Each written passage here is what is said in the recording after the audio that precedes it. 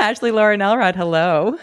Hi, hello. Thank you for having me. I'm so excited that you are here. For anybody who does not know you, who are you today?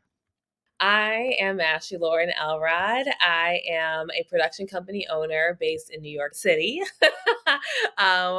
We are an Emmy-nominated, mission-driven production Yeah. company, yes, whose main prerogative is to utilize impactful content to create amazing, impactful stories, whether that be through branded content, commercial, or film, to be able to help combat epidemics and heighten social impact, primarily focus on the mental health epidemic as well as the SADV epidemic as well. It's so cool. It's so cool. It's Thank so you. cool. Congratulations on being, first of all, Emmy nominated. Thank you. And also just creating work that is so mission driven. There are many artists who are creating incredible art, and that is wonderful. And then there are those like yourself who do that and also have the mission component. And it's just really cool to have you in this space. And I'm really excited to talk about what that means, how one can also potentially do this with their art and Yeah. their ideas, how we as artists can be change makers with the work that we do. And so I'm excited to just dive into that kind of conversation with you and see where it goes. I'm curious to hear how you came to doing this kind of work. Yes. Yeah. I feel like it's always a long-winded story, Yeah. which I try to condense as much as possible. But I've always been a leader, I guess you can say, when it comes to advocacy and being like a mental health peer in high Mhm. school and, being that person that was always taking charge of, the food drives Yeah. and all of those things. So that's always been in me. But also, I have, a huge backstory when it comes to navigating childhood trauma, different abuses and such that also have played a big part of me really being able to be driven to advocate for other people Yeah. and to advocate for just honestly breaking more walls down when it comes to generational bias of mental health and trauma and how that actually really looks, Yeah. outside of just the scope of psychology. I am a board certified mental health professional now, but I also really just truly believe that with psychology, but also with that lived experience, whether, unfortunate or not, it really does help to attribute to greater conversations being had and just walls being broken down around what that looks like, Yeah. depending on the trauma and such. So, that's definitely a big reason of why I advocate and do what I do. But also, too, I've always been a creative, like Mhm. creativity, film, writing, singing, everything, dancing since I've been a kid, really helped save my life, like really helped keep me, sane, honestly, and Yeah. forms. So being able to utilize that along with the advocacy component, the component that's always been a part of my life, it just always made sense. I think that was always just like what I was born to do. Yeah. Yeah. How did you find your way in marrying these things? I think that's the thing that feels maybe nebulous for many individuals where it's like, okay, well, I'm an artist. These are the things that like you keep me sane, but also I'm finding my passion through this, my expression through this. I love this. And then there's maybe others that are like, oh, okay, cool. I am really into bettering the spaces in the mental health capacity, and I'm going to go down more of that as a, whether it's board certification or whether it's actual degrees in that mental health space. But like the marrying of it specifically in, say, this production aspect of it, how did you know how to do that or what to do? Yeah. I feel like it's always just been like a journey, to be Hmm. honest. I don't think it's been like a one, stop shop type Yeah. deal because I mean, owning a production company isn't I anyways. Like everyone can say that, different owners I can, have different journeys For and sure. reasons and and what they're wanting to do. So I think for me, like I have always tried to find a way to marry my art with giving back. So even if that was just like I my first album back in the day, like that was put out, like I had a big launch party for it, and I wanted to have an advocacy component for it. I wanted to be able to utilize a percentage of the funding to go towards helping child sexual abuse survivors. Mhm. So I actually partnered with the organization that helped me during my child SA case, and they were able to be a part of it and be there, and we were able to raise a good amount of money through that event, and through my art, through me, it being a party, I guess you say, for me, but being Yeah. able to be for a bigger purpose. So I found myself being able to do that for many, many years. That then led to me being signed with an amazing organization who sadly had to close their doors because of lack of funding eventually. But it was the Songs Against Slavery organization that specifically was utilizing art and advocacy, specifically recording artists and advocacy, to be able to travel the country and to raise awareness and funding for sex trafficking survivors and child sexual abuse survivors as well. So we were able to do some awesome tours and like really collaborate with some Wow. pretty big bands like Judah and the Lion and Colony House. And so that became something where it really meshed together even more so Mhm. than before. Something I was being able to, do what I love, but all, in both aspects. Yeah. So that helps to then lead to me understanding how I can do that in my production company and still make money, Yeah. still, try to survive, Yeah.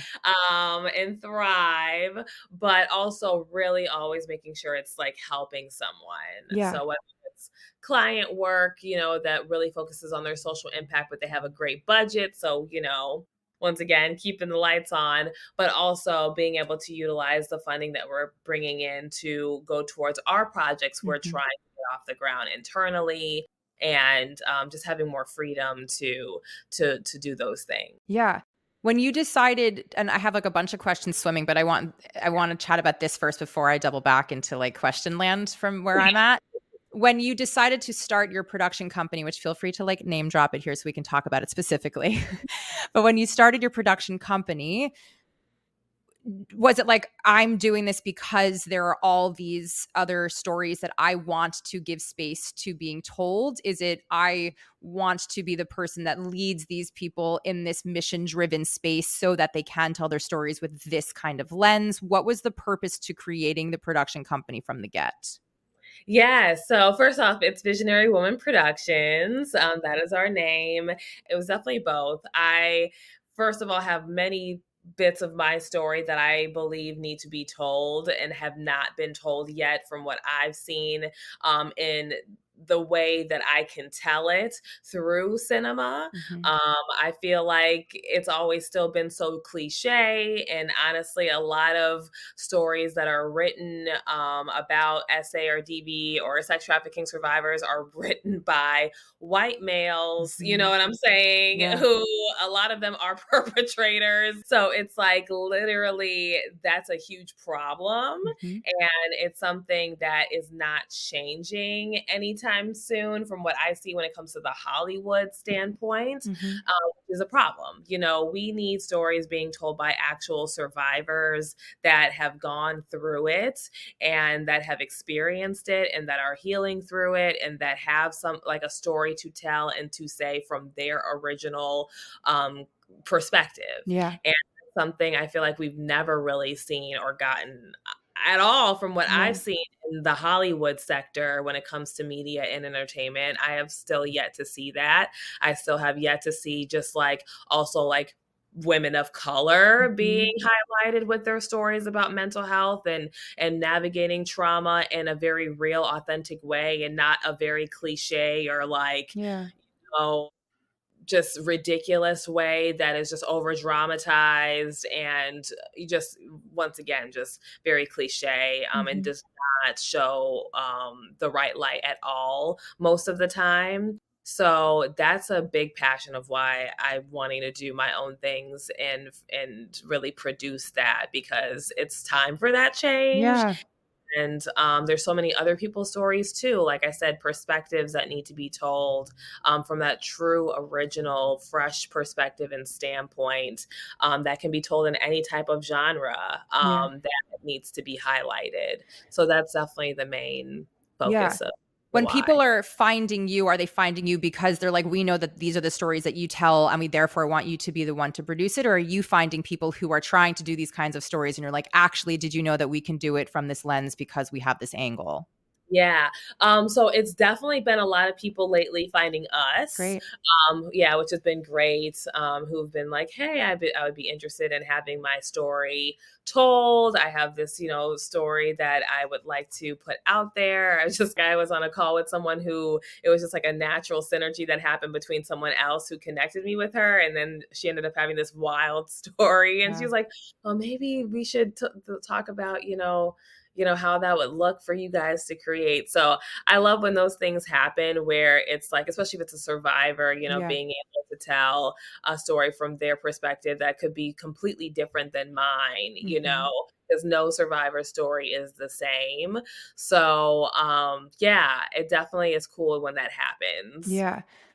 Okay, let's talk about the weeds then. What does it take to actually create a production company? What are the nuts and bolts to do it? And then I guess the added component, knowing that you are a mission driven production company, when you are creating the nuts and bolts from foundation, are you building in that mission driven content from the get, or is it something that happens later? So let's get into the weeds there first. Yes. So yeah, I always tell people that really it's important to make sure that you're legally creating a production company. I feel like so many people pop up and say, "Oh, I own a production company," Yeah. but it's not an LLC. It's not legally binding. So anyone can steal, your logo, your name, because it's not technically yours. So I always am trying to tell people and creators, especially creatives, because I think, business 101 and things are something that most of us, especially if we Yeah. went to art school, did not, we didn't learn it. We just didn't. We didn't learn that, you need to have an LLC. You need to understand what that looks like. You need to know how to formally bind your business and taxes and all that stuff. Hmm. We did not learn that. Yeah. So I think it's a lot of always like making sure you're putting yourselves in those positions to be trained and to be educated. So you're making sure you cover yourself, first Hmm. of all, and making sure that, you own everything that you want to actually own. So LLC is definitely something, if you're trying to be serious about your production company, you're really actually trying to do real productions, you need insurance and things of that nature and all of that. If you want to have client work, that's a whole nother monster, because it's really two different things. If you want to create a production company just to like create your own stuff with friends, then, maybe don't have to figure out an LLC and stuff just yet. If it's something that you want to like keep very indie and very small and under the rug, then you can do that. Hmm. But if you're trying to be an actual production company who wants to be able to create your own work, but also retain clients, then getting that LLC, in which you're going to have, your COO, you're going to have your rights and all of that stuff to show to clients, your insurance as well, because that's a whole nother process when you're signing on and onboarding. So making sure all of your ducks are in a row with your business to make sure it's an actual binded business legally in your state. Hmm. And then when it comes to the portion of like the social impact and deciding what type of mission you're going for, if that's specifically what you're interested in doing. For us personally, it came much later. Like Okay. I started off as a casting company originally, and then the casting company turned into the production company over time because I was getting asked to, freelance myself out for directing and producing and writing, Hmm. production design. So it just made sense, at this time of my life to just say, okay, taken all of these amazing projects I've gotten to work on, and we're making it into a production company and Yeah. we're going for it. And I had so much experience in the agency background as well. So I knew all of the breakdown of what they would need and all of that stuff for my company in order to be on their roster as a vendor. So made sure all of those things were taken care of. But this past year was like the pivot to like this to strictly social impact. Yeah. I had gotten the opportunity to work with like Dove and Delta Airlines in the past couple years to be able to create social impact driven campaigns for them, and that really inspired me to say, like there's A, money in this, Yeah. and B, because once again, you Yeah. gotta It's very real. Very real. Yep. I keep the lights on. So it's like, okay, there is money in this, but also there's like great purpose and there's great reward. So much more great reward that comes from it, honestly, for me than having to do, other things. Mhm. I always tell people like I still love doing like vibrant, fun content for like skincare Yeah. and beauty and everything. But I feel like there's like so many people that are already doing that. And there's not a lot of people actually dominating, I feel like, in the social impact space Yeah. with nonprofits and, like, yeah, Dove, Delta Airlines, people like that who are doing those campaigns specifically. So I'm like, I want to be able to do that and show people that it's possible to mesh the worlds together Yeah. and then take that money and utilize it to produce your own projects, your own Yeah. internal wants. When you made that shift over this past year to actually do more social impact based projects, was there anything on the legal side of it that you had to do, or was it more just on, your homepage, your mission statement is a little bit different, or, the way in which you're interacting with potential clients is different? Yeah, so no, legally everything was already set. Yeah, as long as it's an LLC and you got all that good to go, it's all good. Unless you are trying to do like for like nonprofit, but also for profit. So that's a whole Yeah. nother thing, which I want to actually get into later down the road is like start a nonprofit underneath my company, which will be a separate entity. But for right now, it's for profit. So it's all good on that front, but the mission did change. The whole branding changed, Mhm. honestly. Like I changed everything. Yeah. The colors, everything, and the whole entire vibe was completely just wiped and redone by myself. And yeah, it took like 7 months almost really Wow. to really get the new mission down and fully clear in my mind of what we're doing and what my main goal is in the next 5 to 10 years. So Can yeah, I just ask what that goal is? yeah.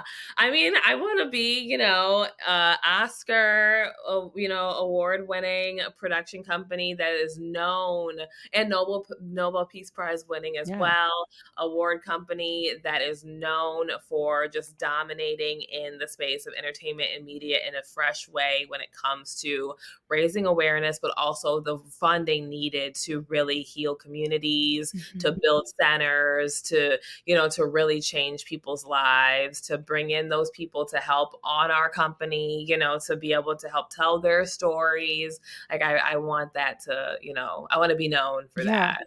Yeah. I mean, I think that's why you're in the space here is because it's very clear that what you're doing is being done from a very purposeful place, and a very meaningful personal place for you. And that's obviously very clear in the work that you are doing.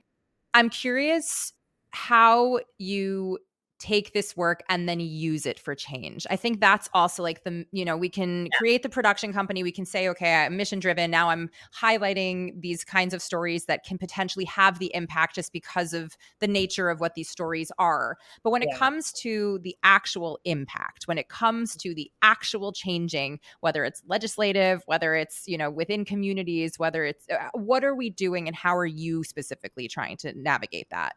So I'm on the advisory board of the organization that helped me during my child SAK. So that's become like a full circle thing where I'm a spokesmodel for the organization.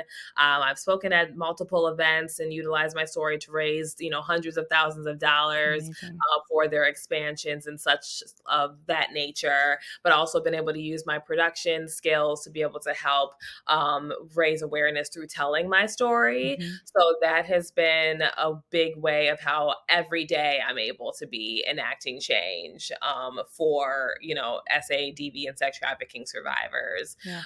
And then that being said, also, for instance, we are currently working on a short film campaign that we're hoping to get up and running for filming.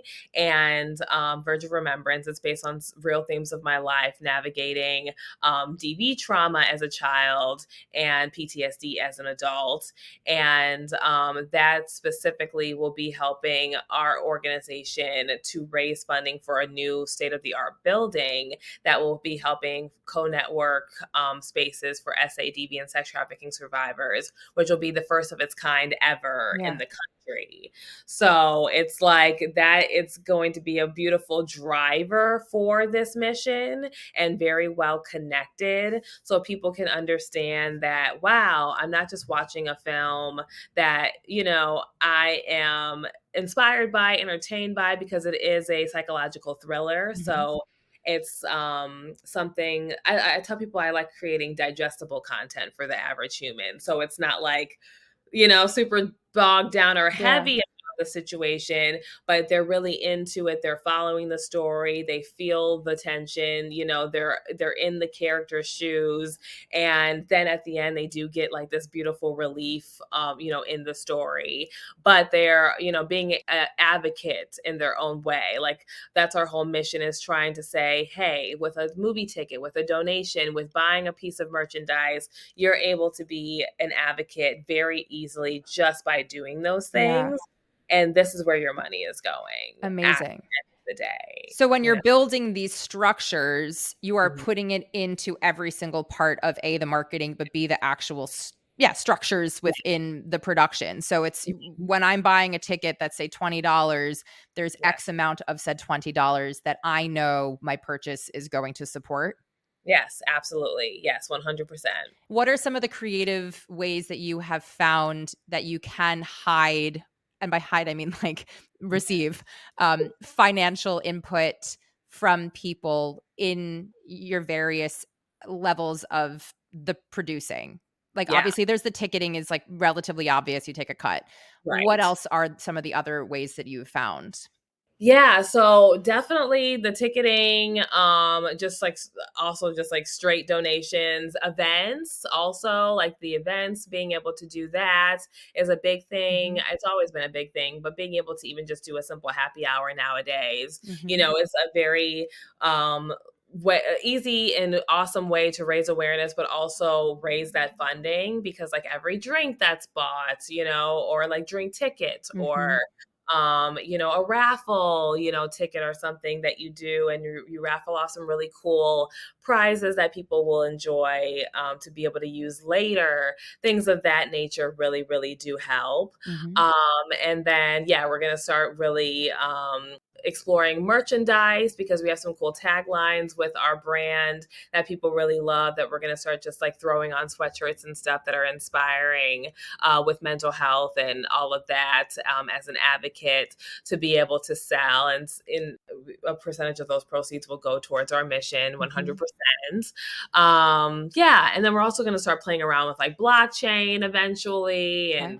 and all of that as well. Okay. So, but yeah, right now, definitely events have been very successful when it comes to being able to raise funding for these initiatives.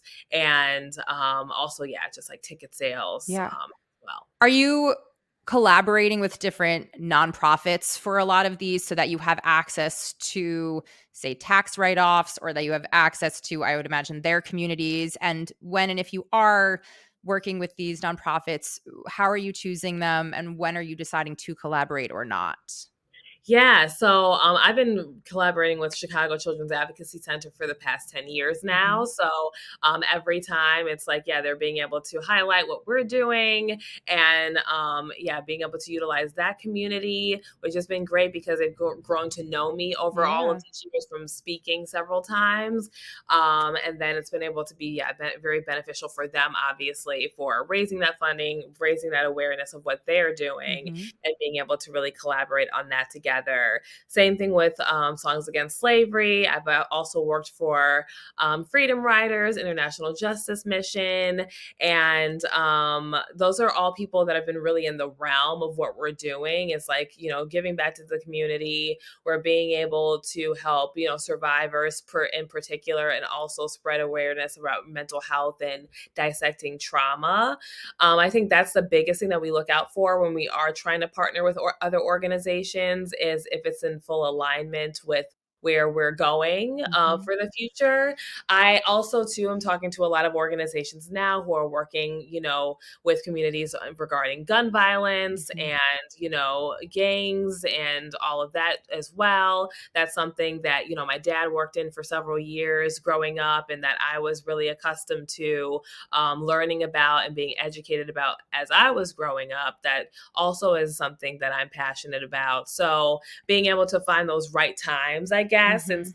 seasons where it's like, okay, now we can maybe create like a short film or a narrative campaign that surrounds this that Mhm. will raise that funding and awareness for this organization and their awesome things that they're doing to help keep kids off the streets, Yeah. and being able to help in that way in several different sectors. So Yeah. I think it's like we're not closed off to any organization. Like I'm passionate about everything. Yeah. Like climate change, all of it. Like I would be happy to do, incredible projects with organizations around the globe that are helping to do some incredible things in the community and the world. So it's just like right Yeah. time and space. Do you have other people who are working with you or working for you? And if so, who are these kinds of people? And I guess I ask this so that when people are thinking about, if someone's thinking about, like, I'm trying to start a production company, or I have started a production company, or my production company is ready to gear up, or we're trying to rechange our mission, or whatever it is, what is necessary and or what is ideal for a support system while one is doing this. And I would imagine it runs the gamut depending on your budget, depending on who you are, depending on how much you like to delegate or collaborate. But for Yes. you within yours, who are the players, and are there some people that come in and out and fluctuate depending, like, where are we at? Yeah, so I have about like 3 core team members right now.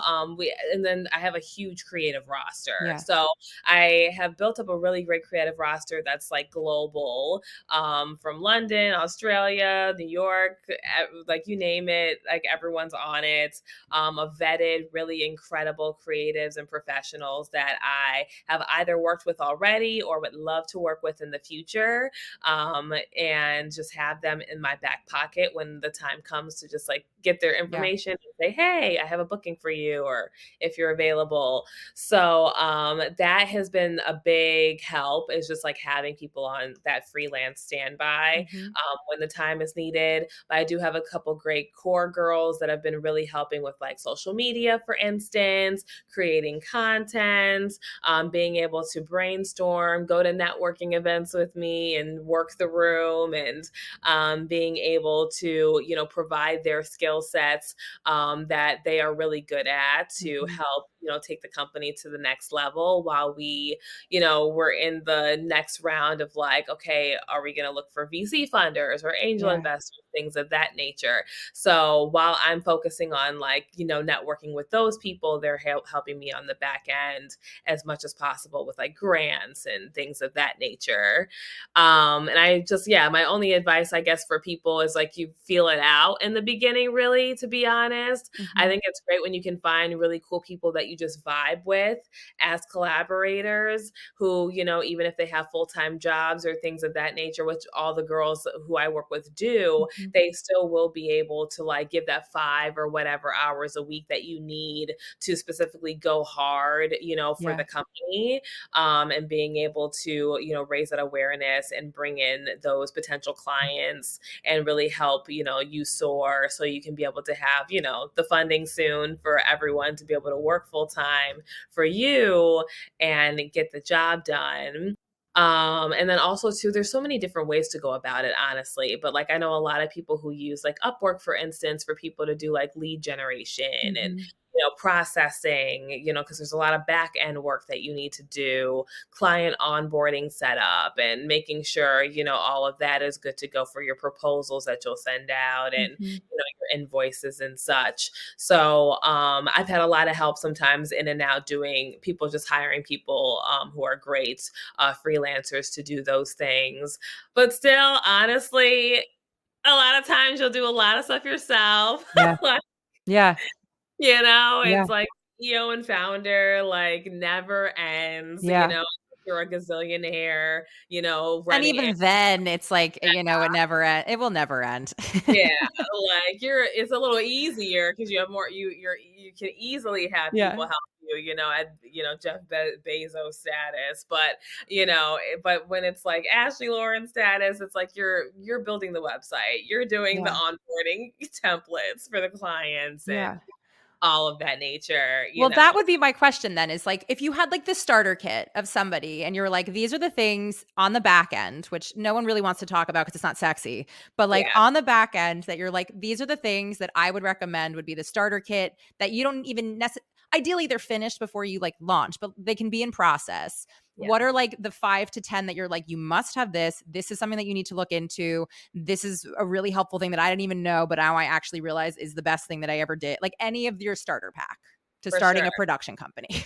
Yeah, I would definitely say first off, like, yeah, get your logo down, get your business plan down. That's very When you important. say Like, business plan, what are you referring to? yes, business plan, meaning like your full, like 1 to 5 year plan, at least when it comes to where you're going, what is your why, how many people are going to be working for you starting off, leading up until like the Mhm. 5 year mark. What kind of clients are you going for? How are you going to obtain those clients? What is your sector? Who are your competitors? Like, it's a lot of market research Mhm. that goes into it in the beginning, which takes a lot of time.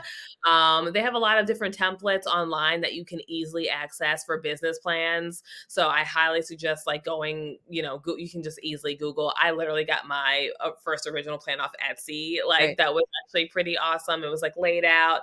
It has all these questions for you of like your business and all of that. Like, how much money are you trying to make per quarter, per month, per week, per year? Mhm. That sets you in alignment for like, okay, this is how much money you want to be paying yourself. So that means you need X amount of dollars a month coming in.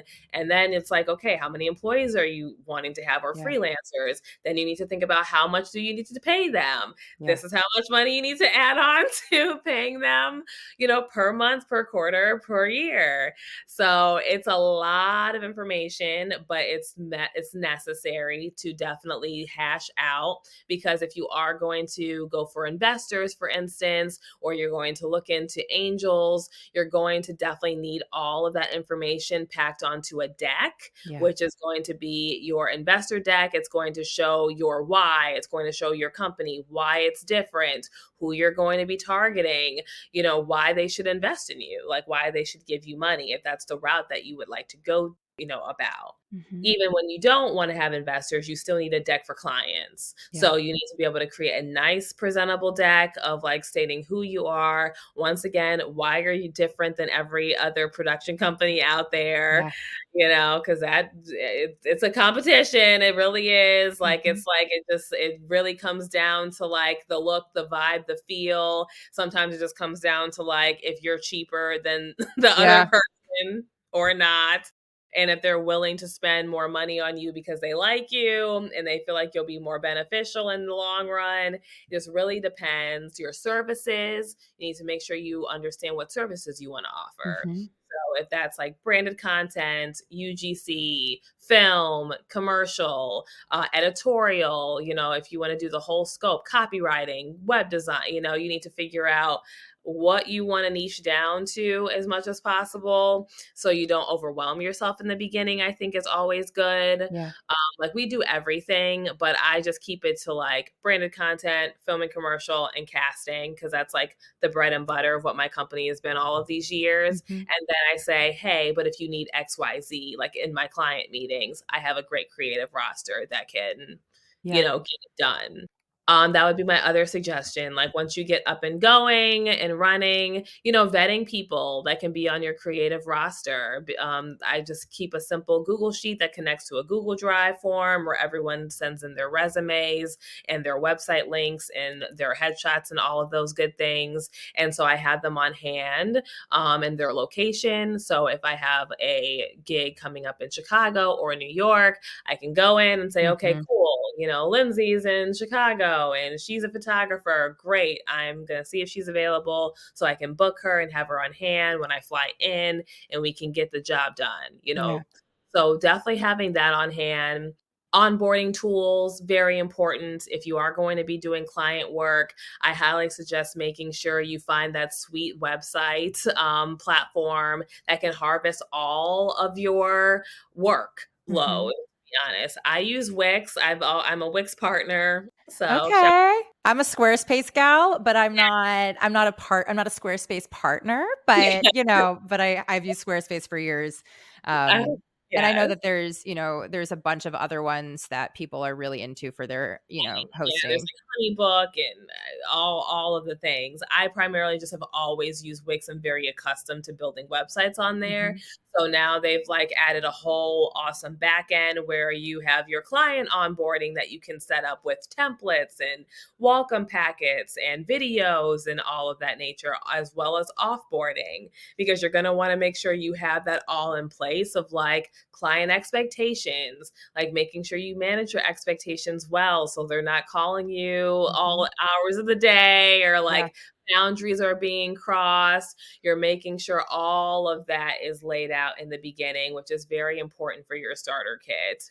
Yeah. Making sure your onboarding is on point, even for your employees, interns, making sure everyone knows expectations, hours, when to contact you, when to not, how the process is going to work, what they can expect every day, when they can expect to get updates. Yeah. Is it weekly? Is it daily at the end of the day? Is it every other week? When are you going to be meeting with them? Do they get one client creative meeting in the beginning when they sign the contract and send the deposit in?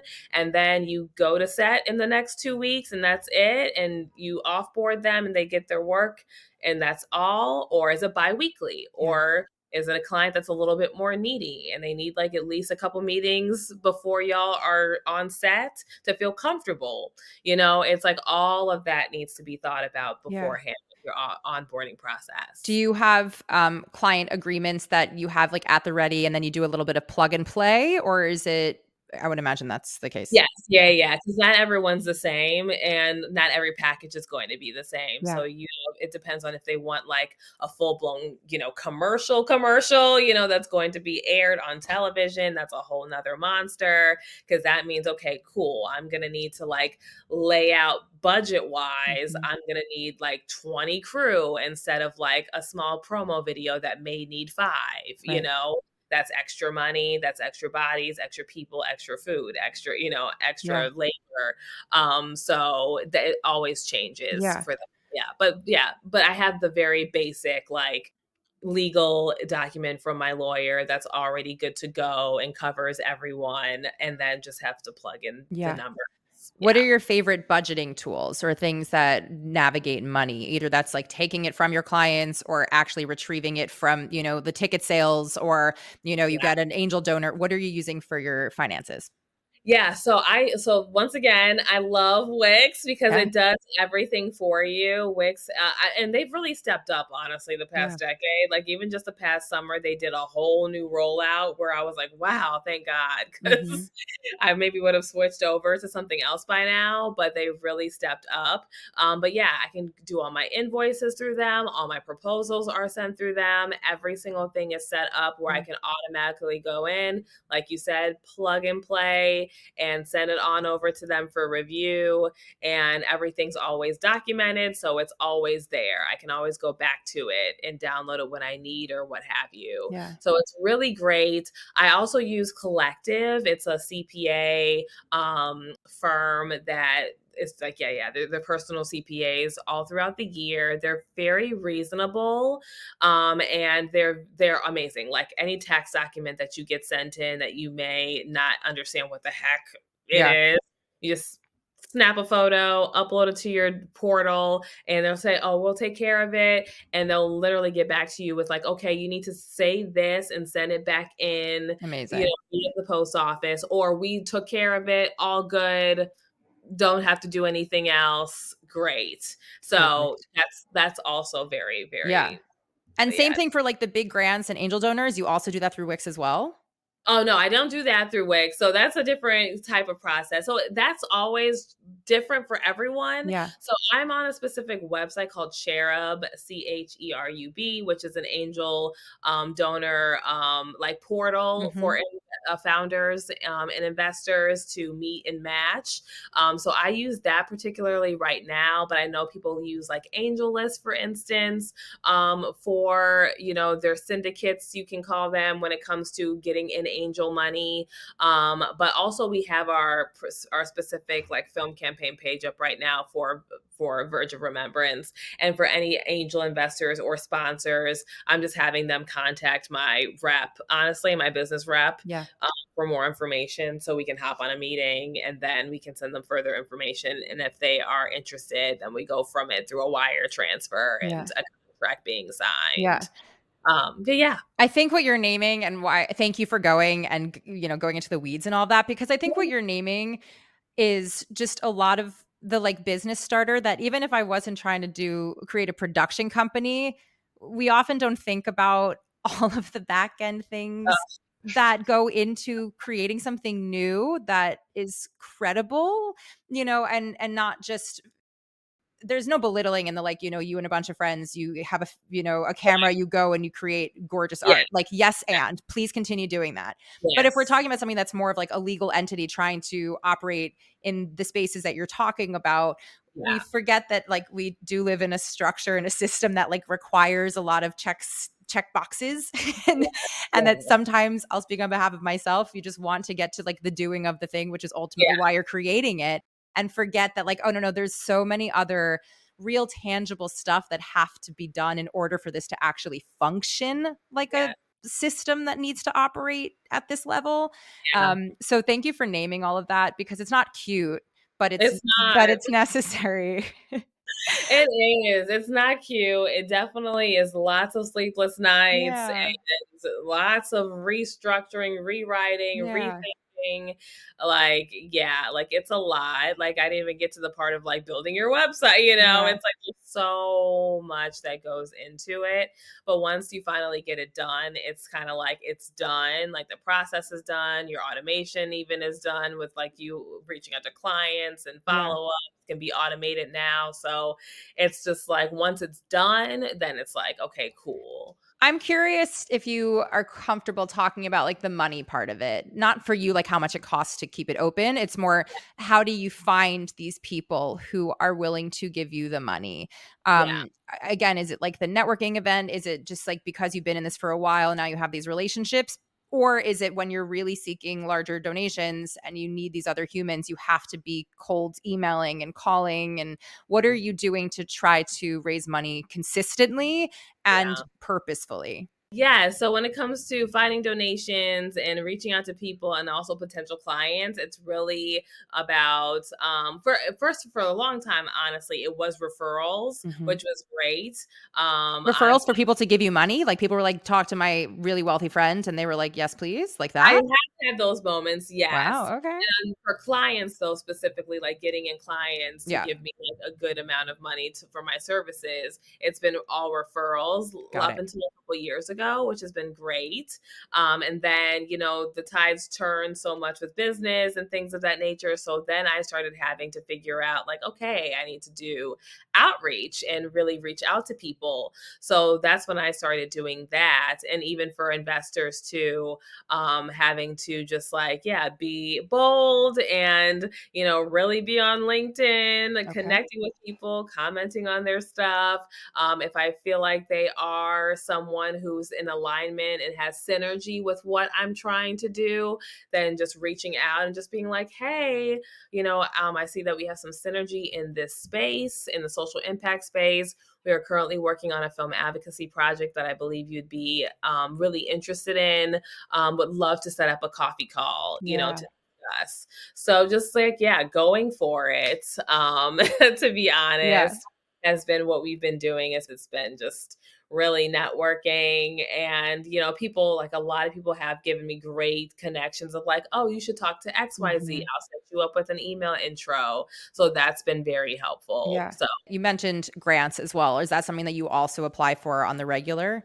yeah, I mean, we took a break because, like, it's just a lot to try Yeah. to do all of it at once, but I will have it starting back up because I have a gal who's gonna start helping us with grants, actually. Amazing.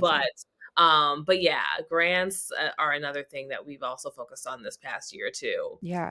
Can you talk more about the work that you've done and how you've used it for legislation? Yeah, so I worked on the Dove 2023 Kids Online Safety Act campaign, for instance. And that was not only a project we ended up being able to work on the casting back for, the casting development for, finding these young girls who were affected by social media in a negative way that impacted their mental health and Mhm. also led to anorexia, bulimia, and things of that nature. But also following their journey towards healing and being in a better space now. But that also was a campaign that I was a spokesmodel for to Congress, for the 2023 Kids Online Safety Act, to utilize my own story to be able to inspire the act to gain those signatures from constituents to be able to present to Congress. Amazing. I just wanted to name that because again, we're talking, vaguely in many respects around like, using your art in an impactful way and, even just inviting that thought process for, those of us artists who are wanting to make more of a social impact with what we're doing. But I think it is really cool to like name a very tangible thing that you have done with your art and done it in a space and used it in a space for actual political impact, if I may say so. Yeah. I think that's so rad. I think it's so cool and brave, frankly, for you to be going into these spaces and showing up as yourself with your story in addition to with your art and the creation that you've done. I just want to name that that is yet another way for people to use what they do. I think when I think about films that are, being used in maybe a political perspective, I'm maybe thinking of it more as like a docu Yeah. space where, Right. we think about like, oh, we've gone into this community and we filmed this and these are real people. And not that what Yes. you did wasn't, but there was more of a brand recognition, Yeah. creative component to this where you cast these people as opposed to just went into the community. And I think us thinking about the way that we can create in these creative modules is a really helpful reframe for the impact that we do have within ourselves. Yeah. Yes, definitely. Yeah, I really agree, and you really can utilize any form of the medium to be able to raise that impact. I just think it just depends on how you're utilizing and strategizing to do so. Yeah.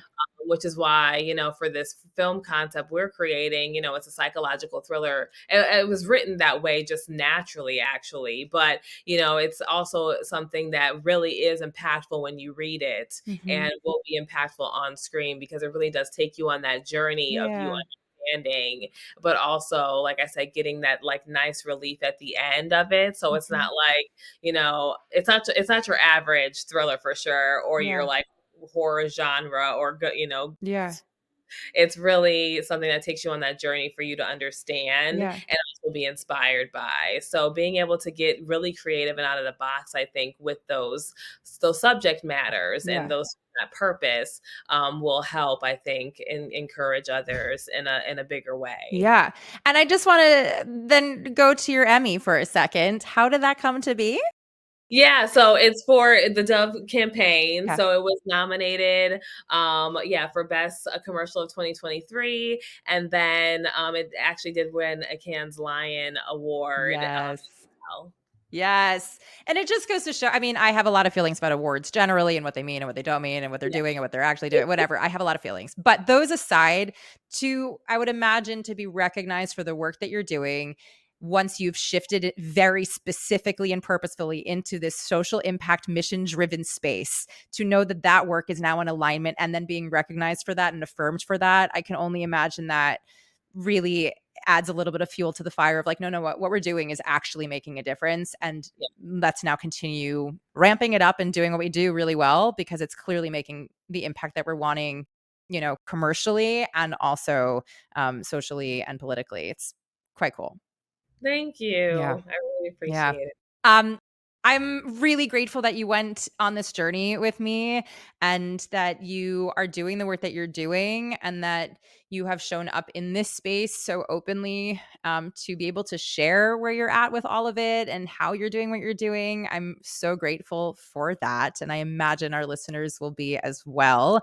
For anybody who wants to check out more of what you do, to watch some of your stuff, to work with you, to see how they can do more like the things that you do, what within your boundaries are the best way for people to reach out and find you? Yes, I am on Instagram, Ashley-Lauren Official, and Visionary Woman Productions as well. If you go to my Ashley-Lauren Official, you'll see Visionary Woman Productions tagged right at the top. Feel free to reach out on any of those mediums to connect with me and set up a call for the future. Obsessed. Amazing. Thank you so much for being here. Thank you so much for having me.